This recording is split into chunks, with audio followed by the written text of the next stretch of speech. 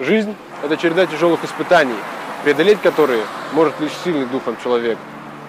Одним из таких людей был Цумак Гадиев. Сегодня мы находимся на улице, названной в честь знаменитого писателя, человека с большой буквы, человека, который свято верил в светлое будущее своего народа. А ты знаешь, кто такой Цумак Гадиев?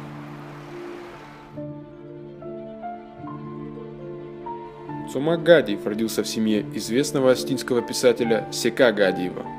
Это во многом предопределило судьбу будущего поэта, писателя и революционера. Но пока его ждала учеба в Дербцком университете, что в Эстонии, потом арест за революционную деятельность и пожизненная ссылка в Сибирь. Казалось, что будущее 25-летнего писателя предопределено, но даже в таких условиях он не бросает свое любимое дело и пишет цикл стихотворений «Тюремные записки», повесть «Подаванец» и несколько небольших рассказов. Освобождение, к которому так стремился Гадиев, пришло к нему с февральской революции в 1917 году, после 10 лет ссылки.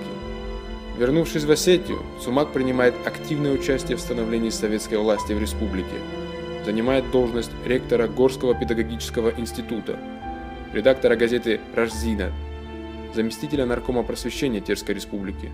Но несмотря на такую насыщенную общественную жизнь, Цумак Гадиев не перестает писать. Одним из лучших произведений писателя становится историческая драма «Оз-Богатар», основным мотивом которой является борьба простых крестьян с жестокими угнетателями. Все произведения Гадиева наполнены революционным порывом и надеждой в светлое будущее, в которое он сам искренне верил.